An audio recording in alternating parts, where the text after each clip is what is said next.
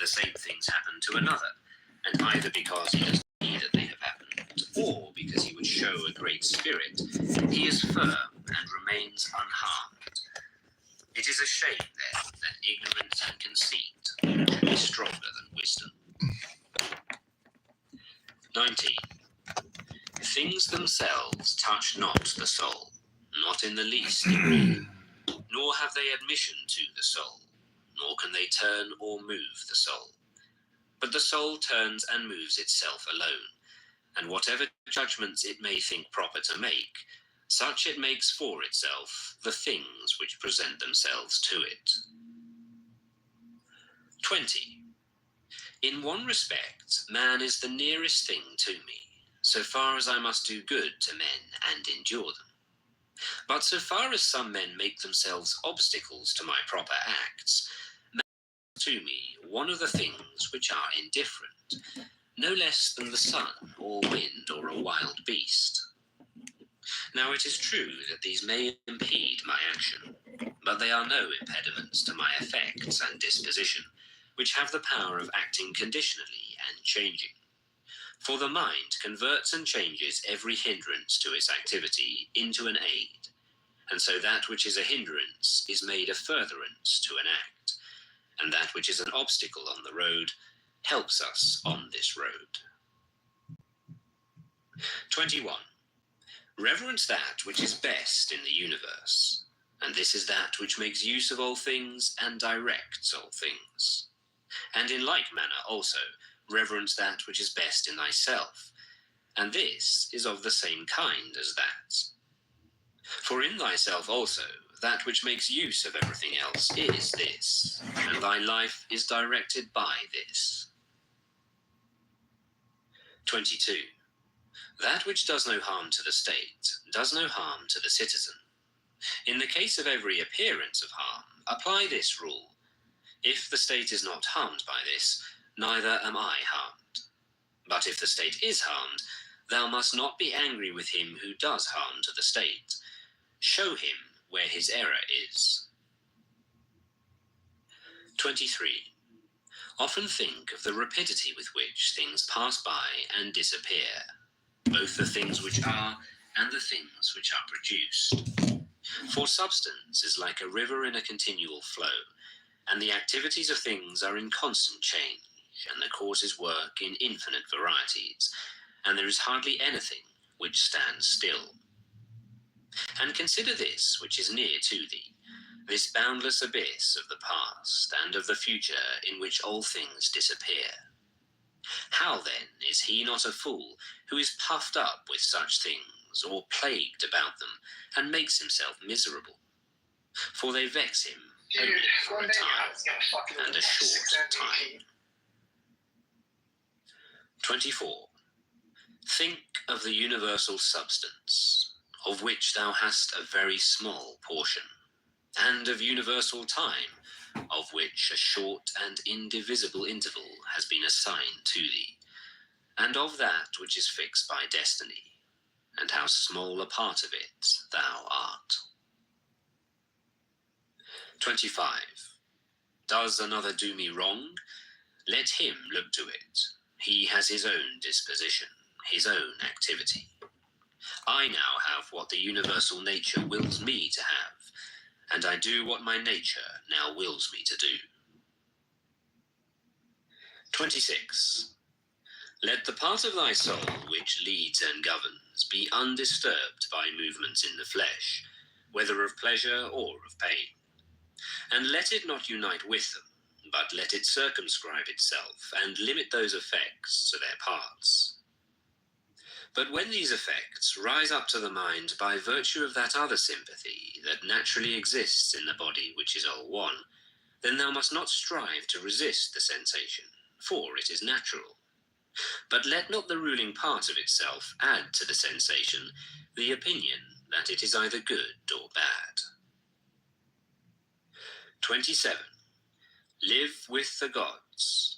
And he does live with the gods, who constantly shows them that his own soul is satisfied with that which is assigned to him, and that it does all that the daemon wishes, which Zeus hath given to every man for his guardian and guide a portion of himself, and this is every man's understanding and reason. 28. Art thou angry with him whose armpits stink? Art thou angry with him whose mouth smells foul? What good will this anger do thee? He has such a mouth, he has such armpits. It is necessary that such an emanation must come from such things. But the man has reason, it will be said, and he is able, if he takes pains, to discover wherein he offends. I wish thee well of thy discovery. Well, then, by thy rational faculty, stir up his rational faculty. Show him his error, admonish him. For if he listens, thou wilt cure him, and there is no need of anger. Neither tragic actor nor whore. 29. As thou intendest to live when thou art gone, so it is in thy power to live here. But if men do not permit thee, then get away out of life, yet so as if thou wert suffering no harm. The house is smoky, and I quit it. Why dost thou think that this is any trouble? But so long as nothing of the kind drives me out, I remain, am free, and no man shall hinder me from doing what I choose. And I choose to do what is according to the nature of the rational and social animal. 30. The intelligence of the universe is social. Accordingly, it has made the inferior things for the sake of the superior, and it has fitted the superior to one another. Thou seest how it has subordinated, coordinated, and assigned to everything its proper portion, and has brought together into concord with one another the things which are the best. 31. How hast thou behaved hitherto to the gods, thy parents, brethren, children, teachers, to those who looked after thy infancy, to thy friends, kinsfolk, to thy slaves? Consider if thou hast hitherto behaved to all in such a way that this may be said of thee: never has wronged a man in deed or word. And call to recollection both how many things thou hast passed through, and how many things thou hast been able to endure, and that the history of thy life is now complete, and thy service is ended. And how many beautiful things thou hast seen, and how many pleasures and pains thou hast despised, and how many things called honourable thou hast spurned, and to how many ill-minded folks thou hast shown a kind disposition. 32. Why do unskilled and ignorant souls disturb him who has skill and knowledge? What soul then has skill and knowledge? That which knows beginning and end, and knows the reason which pervades all substance, and through all time by fixed periods administers the universe. 33. Soon, very soon, thou wilt be ashes or a skeleton, and either a name or not even a name. But name is sound and echo. And the things which are much valued in life are empty and rotten and trifling, and like little dogs biting one another, and little children quarrelling, laughing, and then straightway weeping. But fidelity and modesty and justice and truth are fled up to Olympus from the widespread earth. What then is there which still detains thee here? If the objects of sense are easily changed and never stand still, and the organs of perception are dull and easily receive false impressions, and the poor soul itself is an exhalation from blood. But to have good repute amid such a world as this is an empty thing. Why then dost thou not wait in tranquillity for thy own, whether it is extinction or removed to another state? And until that time comes, what is sufficient? Why? What else than to venerate the gods and bless them, and to do good to men, and to practice tolerance and self-restraint? But as to everything which is beyond the limits of the poor flesh and breath, to remember that this is neither thine nor in thy power. 34. Thou canst pass thy life in an equable flow of happiness, if thou canst go by the right way, and think and act in the right way. These two things are common both to the soul of God and to the soul of man, and to the soul of every rational being, not to be hindered by another, and to hold good to consist in the disposition of justice and the practice of it, and in this to let thy desire find its termination. 35. If this is neither my own badness, nor an effect of my own badness, and the common weal is not injured, why am I troubled about it? And what is the harm to the common weal? 36. Do not be carried along inconsiderate by the appearance of things, but give help to all according to thy ability, and if they should sustain loss in matters which are indifferent, do not imagine this to be a damage, for it is a bad habit. But as the old man, when he went away, asked back his foster child Tom, remembering that it was just a Tom, so do thou in this case also. When thou art calling out to me, hast thou forgotten, man, what these things are? Yes, but they are objects of great concern to these people. Wilt thou too then be made a fool for these things? I was once a fortunate man, but I lost it. I know not how. But fortunate means that a man has assigned to himself a good fortune, and a good fortune is good disposition of the soul, good emotions, good actions.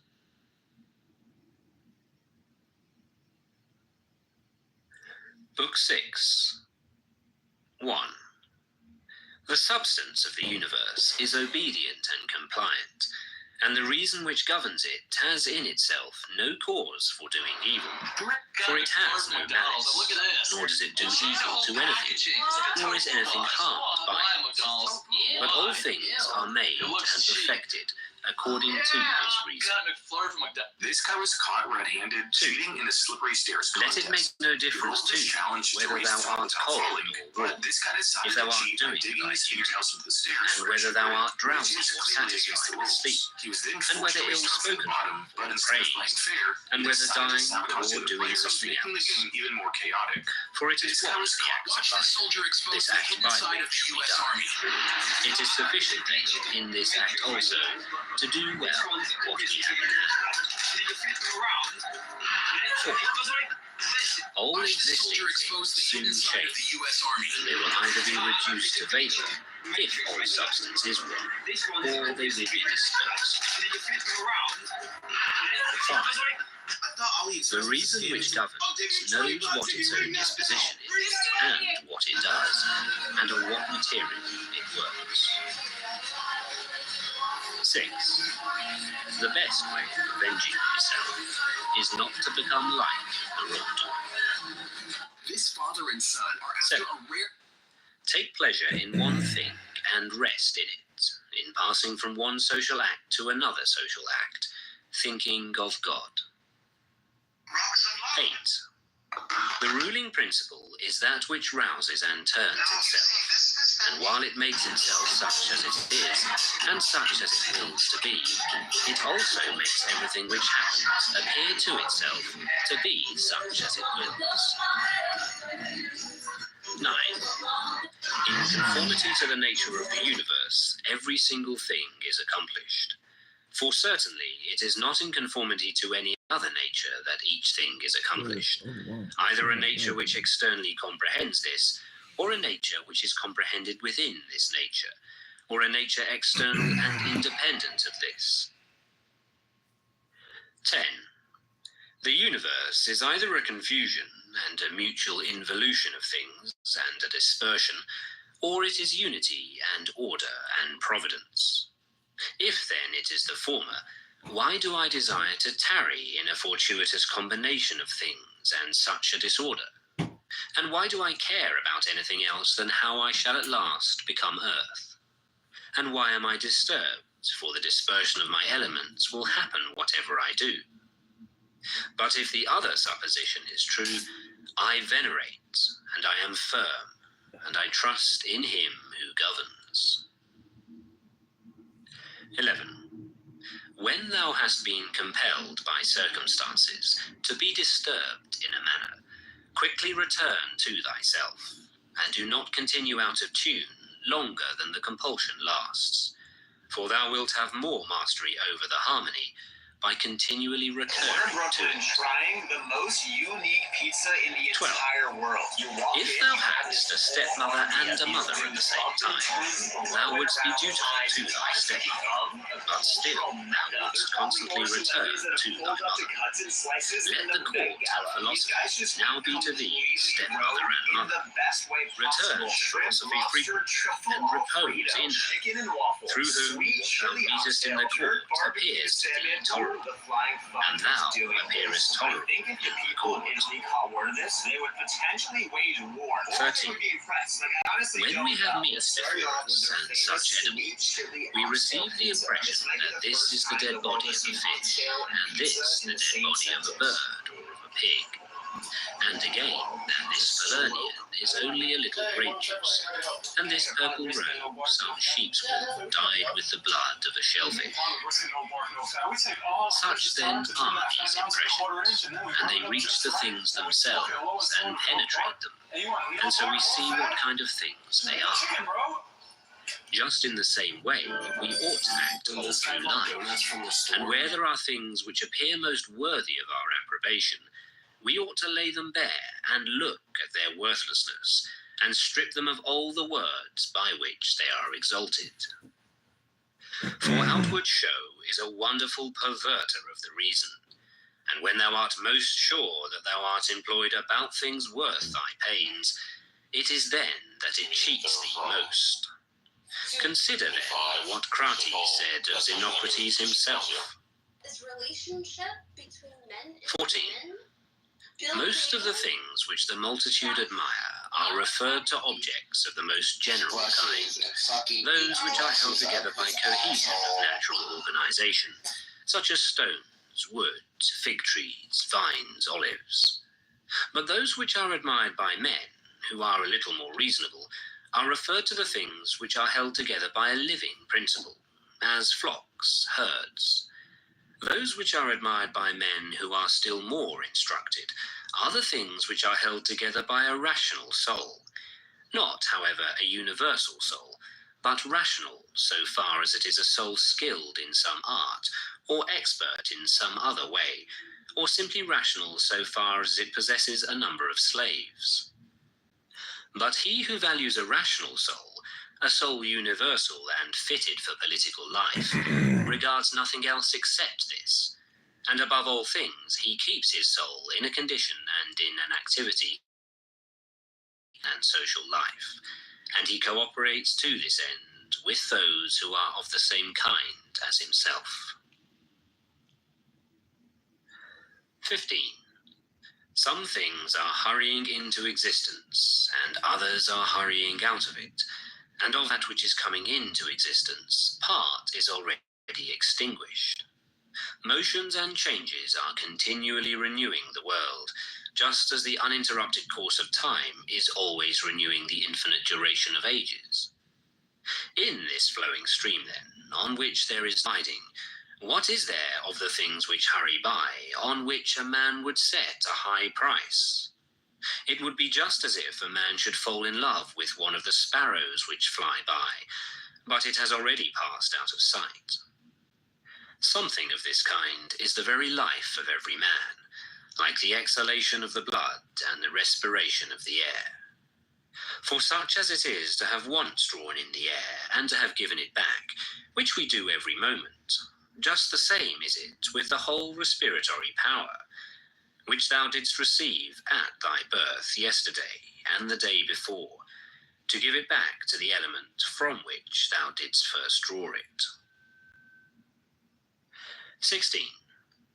Neither is transpiration, as in plants, a thing to be valued, nor respiration, as in domesticated animals and wild beasts, nor the receiving of impressions by the appearances of things, nor being moved by desires, as puppets by strings, nor assembling in herds, nor being nourished by food, for this is just like the act of separating and parting with the useless part of our food.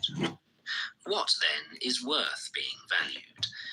To be received with clapping of hands? No, neither must we value the clapping of tongues, for the praise which comes from the many is a clapping of tongues.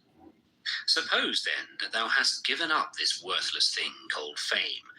What remains that is worth valuing? This, in my opinion: to move thyself and to restrain thyself in conformity to thy proper constitution, to which end both all employments and arts lead. For every art aims at this, that the thing which has been made should be adapted to the work for which it has been made. And both the vine planter who looks after the vine, and the horsebreaker and he who trains the dog, seek this end. But the education and the teaching of youth aim at something. In this, then, is the value of the education and the teaching. And if this is well, thou wilt not seek anything else. Wilt thou not cease to value many other things too? Then thou wilt be neither free nor sufficient for thy own happiness, nor without passion. For of necessity thou must be envious, jealous, and suspicious of those who can take away those things, and plot against those who have that which is valued by thee. Of necessity, a man must be altogether in a state of perturbation who wants any of these things, and besides, he must often find fault with the gods. But to reverence and honour thy own mind will make thee content with thyself, and in harmony with society, and in agreement with the gods. That is, praising all that they give and have ordered. 17. Above, below, all around are the movements of the elements. But the motion of virtue is in none of these. It is something more divine, and advancing by a way hardly observed, it goes happily on its road. 18. How strangely men act. They will not praise those who are living at the same time and living with themselves, but to be praised by posterity, by those whom they have never seen nor ever will see, this they set much value on. But this is very much the same as if thou shouldst be grieved because those who lived before thee did not praise thee. 19. If a thing is difficult to be accomplished by thyself, do not think that it is impossible for man. But if anything is possible for man, and conformable to his nature, think that this can be attained by thyself too. 20. In the gymnastic exercises, suppose that a man has torn thee with nails, and by dashing against thy head has inflicted a wound. Well, we neither show any signs of vexation, nor are we offended, nor do we suspect him afterwards as a treacherous fellow, and yet we are on our guard against him, not, however, as an enemy, nor yet with suspicion, but we quietly get out of his way. Something like this let thy behaviour be in all the other parts of life. Let us overlook many things in those who are like antagonists in the gymnasium. For it is in our power, as I said, to get out of the way, and to have no suspicion nor hatred. 21. If any man is able to convince me and show me that I do not think or act right, I will gladly change. For I seek the truth, by which no man was ever injured, but he is injured who abides in his error and ignorance. 22. I do my duty. Other things trouble me not, for they are either things without life, or things without reason, or things that have rambled and know not the way. 23. As to the animals which have no reason, and generally all things and objects, do thou, since thou hast reason and they have none, make use of them with a generous and liberal spirit.